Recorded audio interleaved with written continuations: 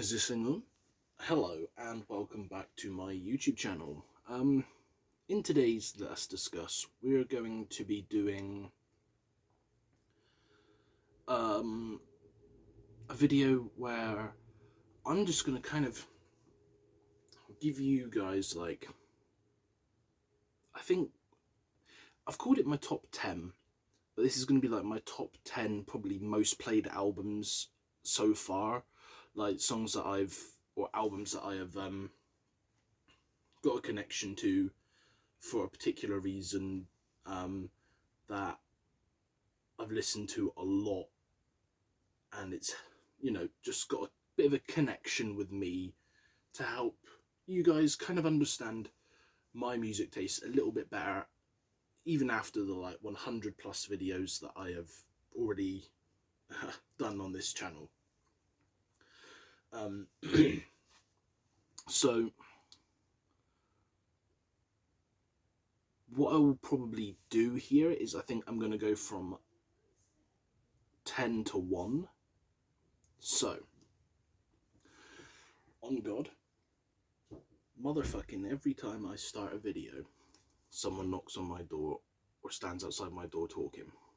So, where was I? Starting from number 10, we're going to work our way up. So, at number 10, we have 10 and 9 are two albums that I listened to a metric fuck ton back when I was in like primary school, secondary school. So when I was young, because when I was little, I was a lot more into what's the words? A lot more into the hip-hop scene. I was like listening to like Biggie, Tupac, Lil Wayne, Nas, Jay-Z, all of these people. But my two main people that I listened to a lot were, in number 10, 50 Cent with his album Get Rich or Die Trying, and this is the album, not the movie soundtrack, which I did also own and was also very good, but wasn't good enough to make it on here. And in number 9, we have Eminem, but this isn't one of his more popular albums, I don't think. Like, it was well received from what I remember, but it's not as big as like the Slim Shady LP or the Marshall Mathers LP or any of these other ones. But it wasn't also a flop like Kamikaze or what was that other one he did? I can't remember. So it was like two around like 2019 and 2020 that were big flops. I mean, to be fair, in that time period, he did come out with a couple good songs. I liked Walk on Water with Beyonce or whatever it was, and that one song he did with Ed Sheeran was pretty good. Although there was a lot more better songs that came out of Music to Be Murdered By than there was those ones. But specifically for number 9, I am talking about the Recovery album. So for those of you that don't know, this was like his grand comeback after the album before it, which was received very negatively due to him doing weird voices, and I think he might have still been on some sort of substances when he was filming that, or recording that, sorry. And this was like his comeback, like his, I don't need that shit, you guys have, been there for me throughout my career, so I need to kind of come back and be who I am for you guys, instead of relying on the corny shit and letting the substances dictate what I'm doing, sort of thing. And it was, from what I remember, just kind of full of bangers. There's a couple songs on there. I think there's one specifically about Proof called You're Never Over, where he was doing like this singing which was more like caterwauling, like it was kind of jarring. but eventually grew on you. But this album got so much playtime from year 7 all the way through secondary school, to the point where I wore out my first copy of the CD and I ended up having to buy a second copy. That's how much playtime it actually got. Like, I used to listen to it back to front a couple times a day. So yeah, that one got a lot of playtime. Moving on, we have something a bit different here. We have Rascal Flatts and their album Unstoppable. So one thing that I've always had is a diverse music taste, and Rascal Flatts are actually one of my favourite country bands. You know, those songs are a bit more for like when you're in that just want to relax mood. They've got a couple ones for like a hot summer's day where you just chilling sort of thing. But this album in particular, Unstoppable, one of their songs was remixed for the American Olympics team, and that was kind of when I was first introduced to them, was that iteration. And then they featured on CSI Las Vegas, I believe it was, where I think one of the members got electrocuted via his mic. And from there I just kind of ended up buying almost every CD they've ever put out and really just enjoying their music. You might also know them from Life is a Highway, which was used for the Cars movie soundtrack. Yes, the Disney movie Cars. But yeah, they're just a good chill band that have some like groovy songs, some soppy songs, some more depressing songs which don't get as much playtime from me, but I still enjoy them every now and then, you know. Moving on to 7, we have some Swedish power metal, and in specific I'm talking about the band Sabaton. Now, if you've been on this channel long enough, you'll probably know that I've reviewed a few Sabaton EPs, a few Sabaton songs. I think I may have done a full album, I'm not 100% sure. If I haven't, I will. But there's one of their albums that I can listen through cover to cover, no skips, in both languages, which is what it comes in, back to back. So I can listen to the Swedish version and then the English version straight after without qualm. And this particular album is Carolus Rex. It is my favourite one they've ever released. It is, I think I've got the Platinum Edition, which is like basically the same CD, but it comes with like a silver CD book case sort of thing, and it has the Swedish version and the English version on CD as well. And just hearing the Sabaton guys singing in their natural tongue is also kind of cool, because it kind of makes you feel a bit more connected to them. Like, the Swedish versions just feel a bit more, I know it's a weird word to use, but enchanting, I guess. Yeah, so moving on, we're going to go to number 6. Now, this particular album, for those of you, again, that have been here a while, will know that this album in particular that I'm about to talk about a little bit is the genesis of this YouTube channel. They are the reason why I started doing my little music reviews, more so than to help with me being bored in lockdown and mental health shit, you know. This band I'm talking about, Slaughter to Prevail, and their album Costalon. So this came out back in like 2019, 2020, I think it was. It's the first ever album I actually reviewed on this channel. You can go back and still look at it today. It's in a slightly different format to what we do nowadays. I have obviously tweaked my review style, because back then I just kind of did a short run through of every song, whereas now I do a more in-depth pull apart version. I could go back and do a revisit and do it in an up-to-date version, but I feel like that would kind of be pointless unless people really wanted to see it, because obviously it's in Russian, so I would have to translate a lot of it or find English lyrics. But yeah, if it wasn't for that album in particular and how much I enjoyed it and wanted to share my thoughts on it, then we might not be here today at this point. So, you know, that makes the list of it for this, as well as obviously the fact that I have given that album a lot of playtime since, you know.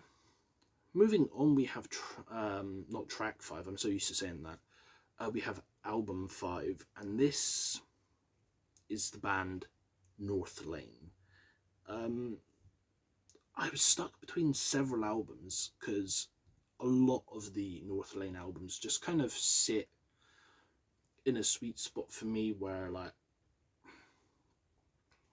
I can't say I'm like nostalgic about them, but like I kind of, every time I listen to certain albums, I get brought back to when I kind of like was introduced to North Lane, which I wasn't by a person or anything like that. It was actually, I think through YouTube, I was listening to In Heart's Wake. I was listening to their early material, and the YouTube algorithm, instead of playing the next In Heart's Wake song, put on a North Lane track, because obviously they're also Australian, and I'm assuming they're just like, oh yeah, this'll do. And I left it on, not thinking about it. And then slowly over time, North Lane have grown into one of my favourite bands. I've listened to every album they've put out, all of their EPs.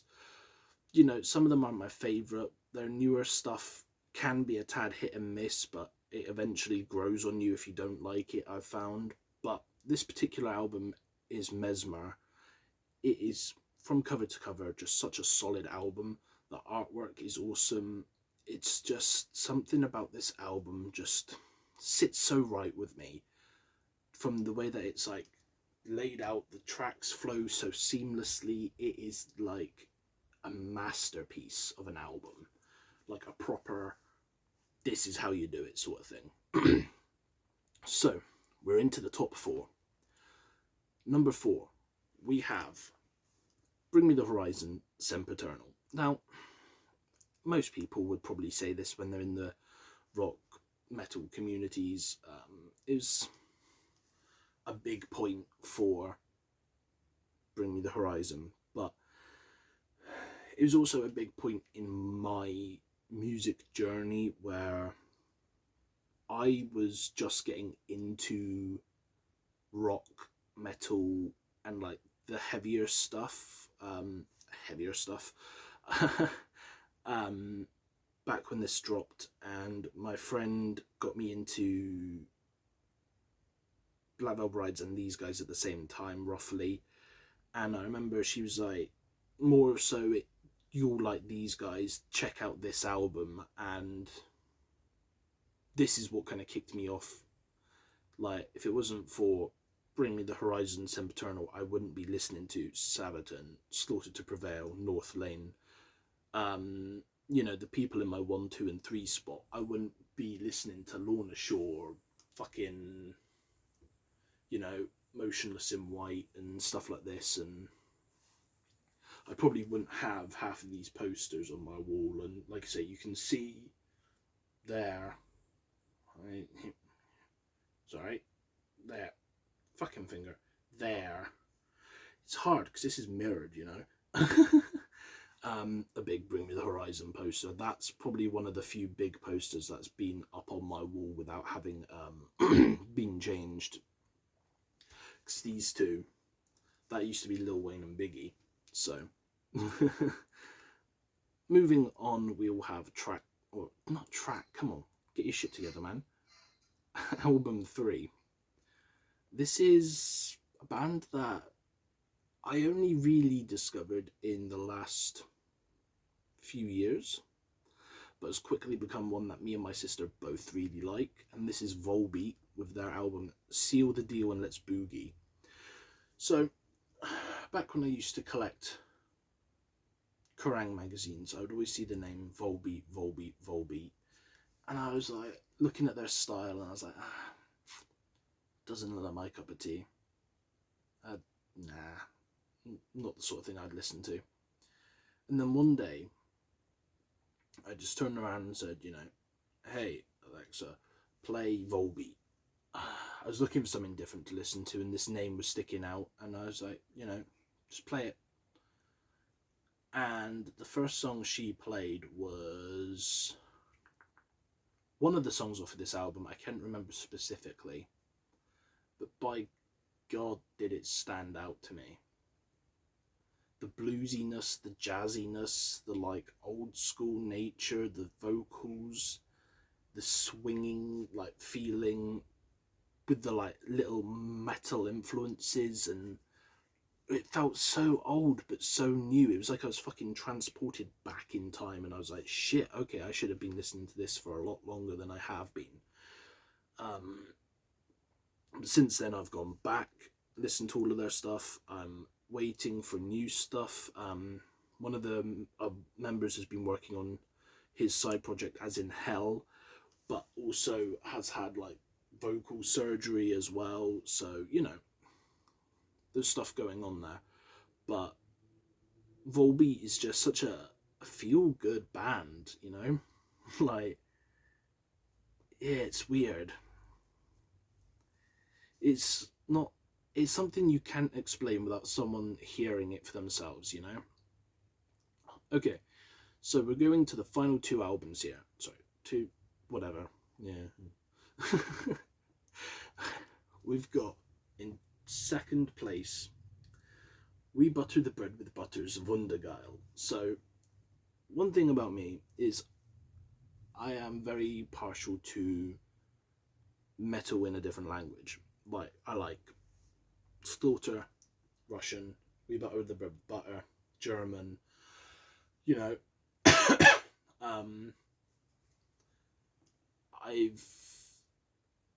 I go out of my way sometimes to try and find different cultured metal bands that I can sink my teeth into and listen to, but We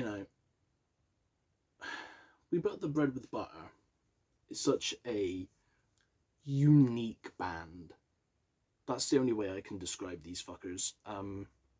They started off doing like these techno metal, almost like kids' lullaby songs, and then they eventually like transformed into like German metalcore. And they had a different singer for like the point where I jumped in with them, and well, I'm still following them now, but their last album with him, he did a few singles, and then he fucked off. I think his name was like Paul something. And then the original vocalist has came back, and he's done like one album with them so far, and it's even weirder than you would think. Like, they're a strange band. Like, what is going on with the exposure here? Holy fuckamoly, raw. Yeah, they're a strange band, but there's a song about going 30 kilometers an hour on your electric scooter on their newest album, like, it is genuinely just weird, wacky shit, and I fucking love it. Highly recommend them. You don't need to understand what they're saying. It's just feel good. It's just funny. The music videos for some of their stuff are just absolutely batshit insane. Although I will tell you now, if you want to hear my favourite We Butter the Bread with Butter song, it is Zombie Bitch.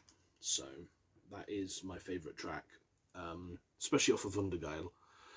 So here we are. We're at the number one spot, and you're probably wondering, what is it? What could it be? We've had some interesting albums. We've had some weird ones that you wouldn't probably expect.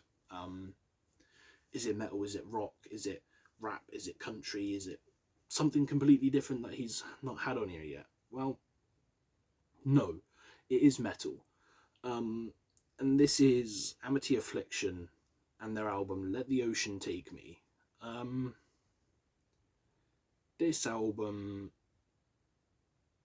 has been one in my rotation for a very long time, and it's one that I tend to go to when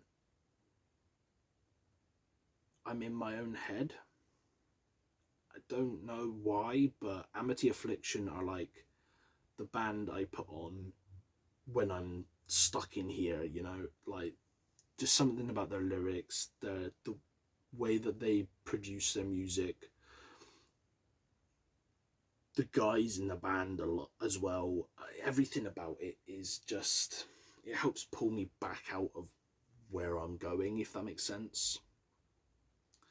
So all of their albums could have made the top one for me with this reasoning alone, but this particular album, Let the Ocean Take Me, has got some songs on it where they hit hard. They, you know, have more melodic sections. Aaron and Joel both kill it on here.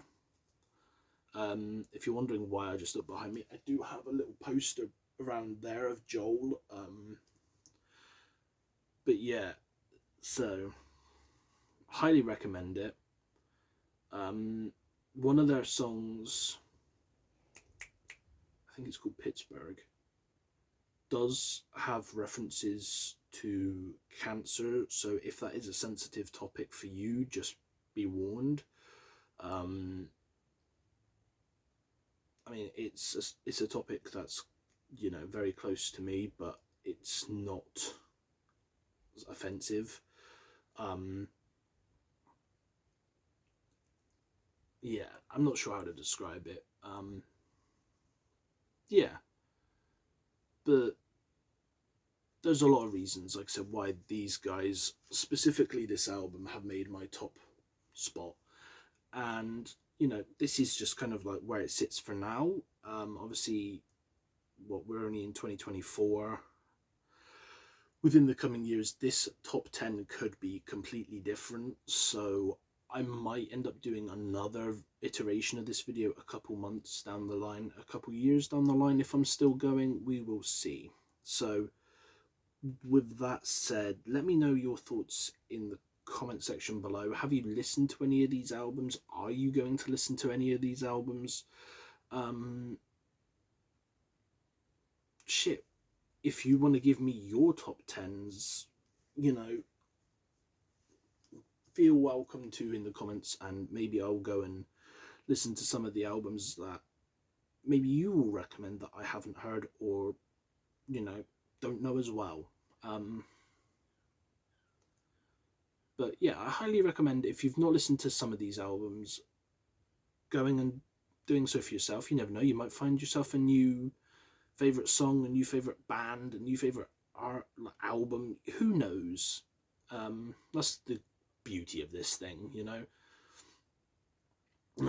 So with that being said, what is the next video for next time? Next time should be a 6-song roundup.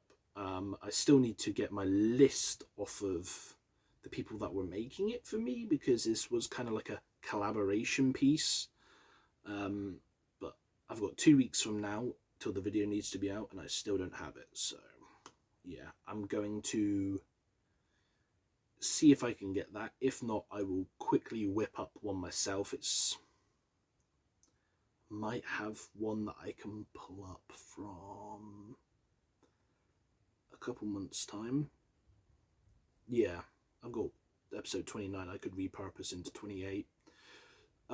Yeah, so I have contingencies, don't worry, there will be a video no matter what. And with that being said, the only thing left to say is I will see you next time, and remember to stay safe out there, my friends. Goodbye.